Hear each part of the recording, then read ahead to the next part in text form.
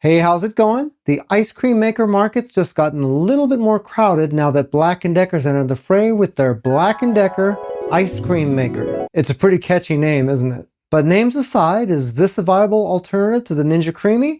Watch this video and find out. So you ready? Let's get into this. Just a quick note, my reviews are based upon the things that I think are important. That might be a little bit different for you, so what I recommend doing is after watching my video, you watch a couple of other videos made by different content creators. That way you'll get a wider range of likes, dislikes, and testing criteria, which will help you make a much more informed buying decision, and that is the most important thing of all. This is the Black+, Decker ice cream maker, and in my opinion, it's probably one of the best named machines ever because it's got a name I just kind of like to say. Tell you what though, I was a little bit worried about the Black+, Decker part because in my experience, the only things I've ever used from Black+, Decker are tools. And even those were just kind of, okay, I guess. Well, for this thing, it better not just be okay, I guess. Anyway, this thing is 120 volts, 60 hertz, which is partially due to the fact that I live in the United States and everything here is 120 volt. If you live in another country, most likely going to be 240 volt. This is done in kind of a matte cream color, and this isn't metal strips on that. That is just plastic painted a different color. Now, tell you what, the aesthetic, not sure it's my favorite because this kind of gives it a 2000s kind of vibe to it, doesn't it? Kind of just like the Black+, Decker logo does. At least it's done in a matte plastic, so there's no chance of getting fingerprints all over the place on this. If we look at the back of the machine, it's got a couple of vents back here, and you got your power cable. This is about 2.5 feet long. Little bit on the shortish side. I would have preferred this to be at least 3 feet, but it's not a deal breaker or anything like that. Just keep in mind that if you're using this on your island or something like that, and you have your power outlets pretty far away, you could have a little bit of a problem stretching this far enough. On this machine, no screens or anything like that. You don't get an indicator as to how long things take to get done or anything. You just got some buttons, you push them, the thing does its job, and it'll give it to you when it's finished. And that's it. You can either call that inconvenient or you can call it super simple. Simple for a lot of people is good because it means there's less things to break. As far as size goes, it is 15.25 inches tall, 12 inches deep, and 6.75 inches wide. So as far as competing ice cream machines go, it's a little bit on the smaller side. You've got all your controls right here on the front, and you can do ice cream, light ice cream, sorbets, gelatos, frozen yogurts, and milkshakes. Along the bottom row, you got your power button. You got a mix-in button, which would be stuff like chocolate chips and stuff if you were mixing those into your ice cream at the end. And then you got a respin button just in case you process your ice cream and it kind of looks like crap. You can push that button and it'll run a quick cycle again, and a lot of times it'll make it look a lot better. If you've used a machine like this before, you know you can get kind of a crumbly texture to it sometimes. Doing that usually fixes that. Right here you can see that you actually have a door that closes around your pint. Kind of cool, I guess. This is supposed to help mitigate some of the noise, but in testing it really didn't seem to make much difference. In any case, the fact that it only opens that far is a little bit annoying to me. If you're gonna have the door in here, I would have preferred it to be able to swing open wider, but that's neither here nor there. Right here you have your outer pint container, your inner pint container, and your lid. Those are locked into the machine right now. In order to unlock it, you just twist this that way, and the entire thing unlocks and I can just lift it on out. Now, the way these machines work is a little bit different than other ice cream machines. A lot of people are used to compressor-based ice cream machines that are designed to make soft serve. Those you just put your melted ingredients in, you start it up, and in about an hour or so you have soft serve. And then if you want that to be scoop ice cream, you'd put that into your freezer for a couple more hours, and then you'd be able to scoop it. Unless, of course, you leave it in too long, in which case it's too hard, and then you have to let it defrost again, and so on and so forth. These machines run on a different principle. You take your raw ingredients, pour them into one of these pints, freeze that for about 24 hours until it's a solid block, and then you put that block in here and you process it. When you start your program,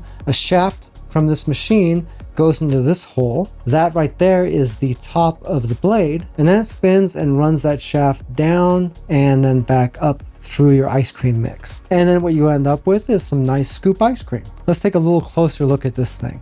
To take the lid off, we turn this to the left, it unlocks, and this whole assembly just comes off. Now looking at the lid, see if I turn this over, there is that blade I was talking about, and it's just held in here with a magnet, which is really cool because the major competing product that this is modeled after is a Ninja Creami, and with that, you had clamps, a lever, and a spring-loaded mechanism to release this and to put it back in again. And then when the shaft comes down through here, it would have to disengage that, and there's a whole process involved with it that is extremely complicated. The biggest problem with that, other than being complicated, is that there were all kinds of areas up in here for ice cream and stuff to get inside the lid. That's a major headache to try to clean up, and it's something that this machine has done a really good job of avoiding, because this is super simple. There's no mechanisms to break. There's just that magnet right there to hold the blade, see? And the blade design on this is something I really, really like. It looks very similar to the other machines, except this opening on the top is much, much bigger. That means it's a lot easier to get a little brush in there to clean the inside of that out too, because those are notoriously hard to clean inside. In addition to that, we have a silicone seal on the inside here, and there's even a little pull tab on it to where I can grab, pull that out, and then just in case I get ice cream underneath this, it's easy to get that cleaned up. Also, this seal fits on here really, really nice and tight. So I like that quite a bit. Okay, moving on to the other parts. Here is that internal cup. This has a 16-ounce maximum, so that's 2 cups. And you can see that there's different maximum lines on this too. So if you're doing something that is a spoonable thing like ice cream, that is your max fill line. And if you're doing something that's drinkable, like the milkshake, for instance, then that would be your max fill line for the frozen part. And then there's a second section here that you would fill up for your liquids just to make it more drinkable. If you look down in the bottom of the cup, you can see these different line sections right here. Those are actually just on the inside of the cup, and that's just little ridges. So whenever you have your mix frozen in there, it's got something to grab onto. So whenever the blade comes down to process this, it doesn't just spin the entire block around in there. It has something to grab onto to keep that from happening. One thing though, I really wish they had gone with maybe larger capacity. 2 cup is fine, but there's machines out there that do 3 cup. And to me, there's no real reason not to at least have that option. So I guess maybe a minor gripe, kind of depends on what's important to you. The only other part is this outside section. You can see that it's actually a pass-through, so it's a lot different than other machines. So this is actually what really locks in, not so much this. This is just there as a guide. This just depresses that button right there, and it's an indicator that you actually have this outer bowl on the machine. So if you just try to put this in your machine like that and process it, you can't do it. It's a safety thing. The pint containers also have these silicone lids. And when you're freezing your mix, just set those on there and then put that in your freezer. These also serve really well to where if you've only eaten a portion of your ice cream, you can put that back on top and you can keep freezer burn from getting onto it until you have a chance to finish it. One thing about these lids though, I kind of hate them. I mean, they're okay.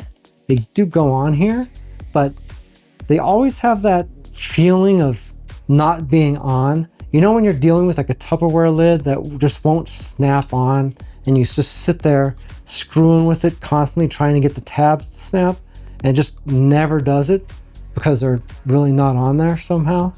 Well, that's how this is. It goes on there and it just kind of just falls off. Kind of poor design on that to me. I really wish they had done this differently. And in fact, when I put these into the freezer, I can find that if I bump this up against another container, it can pop the lid back off a little bit. Getting air inside these is not a good idea because that's how you introduce freezer burn and ice and stuff, and that's never a good thing. So not a big fan of those. Anyway, this just goes back in there like that. This lid just goes back on top like that and then snaps right in. Doesn't really snap though.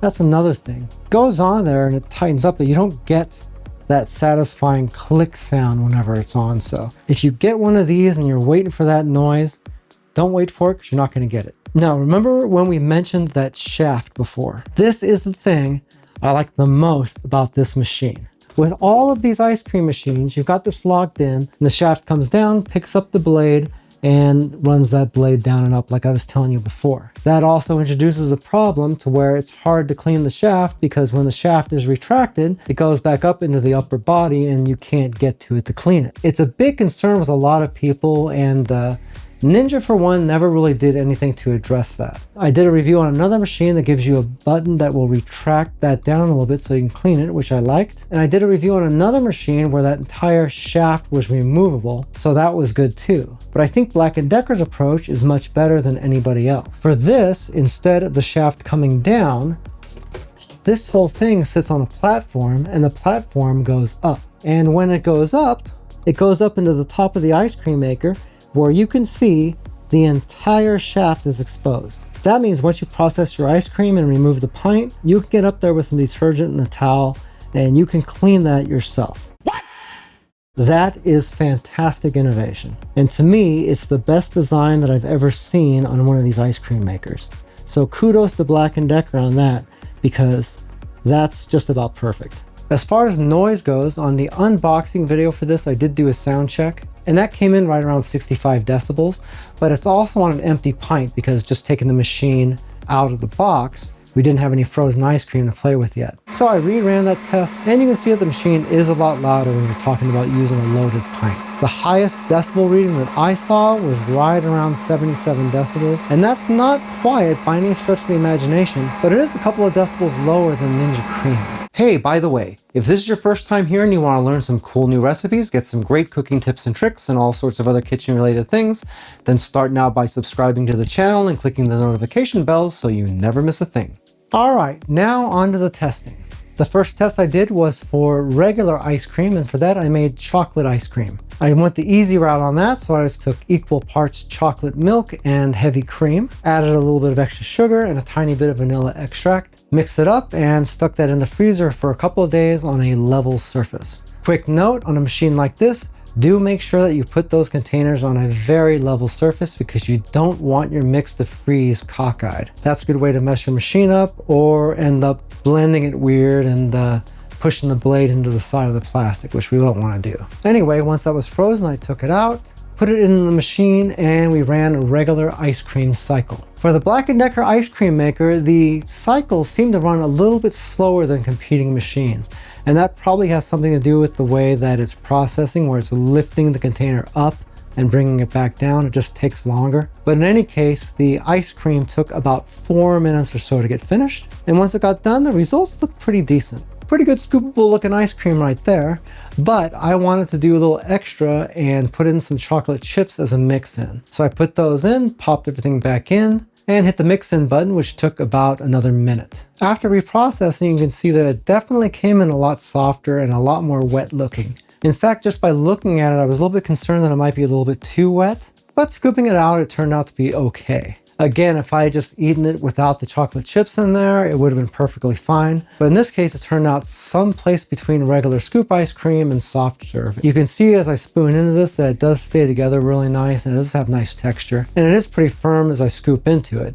It just got that shiny, wet look on the outside. For my next test, I moved on to the light ice cream. So for that, I used low calorie, no fat, high protein milk, some egg yolks, monk fruit sweetener, and vanilla extract. I mixed up the ingredients and heated the entire mixture on my stovetop to get it up to 165 degrees because I needed to temper the eggs. As that was warming up, I added in some cookies and cream protein powder, and once that got the temperature, I let it cool all the way back down before I poured it into the pint container, being really sure not to fill it past that maximum fill line. From there, I just put it into the freezer and made sure it was on a nice level surface. For this one, I let it sit in the freezer for about 3 full days, just because this type of ice cream just tends to take a lot longer to freeze solid. But once it was done, I took it out, put it in the machine, and ran a light ice cream cycle. Again, the cycle did seem a little bit on the low side. It was a tiny bit longer than the regular ice cream. Not quite 5 minutes, but more like maybe 4 minutes and 20 seconds. And once it got done, the ice cream looked pretty good, but again, it looks a little tiny bit on the soft side. Scooping it out, the consistency was almost exactly the way the chocolate ice cream was. And that would be the chocolate ice cream after I added in the chocolate chips. So again, it does look pretty wet, but it scoops just fine, and when I put a spoon into it, it's nice and firm. So not really that much to complain about, but it is a tiny bit runny. In any case, to me, still a really good job. For the next test, I did a strawberry sorbet. And for that, I just chopped up a bunch of strawberries, crushed those up a little bit more with an immersion blender, added in a little bit of lemon juice and sugar, and froze the mix overnight. For this, it was rock solid in about a day, and it kind of always is the case for sorbets. So I took that out of the freezer, put it back into the machine, and ran a sorbet cycle. Once that was finished, you can see that the results on that were the best of all the tests. In fact, the texture on this is spot on. The sorbet comes out in a nice tight ball, and you can see when I dig into it with the spoon, it just holds its shape really, really well. Definitely nothing to complain about there, and overall, I think the machine did a pretty darn good job. The Black & Decker ice cream maker's got an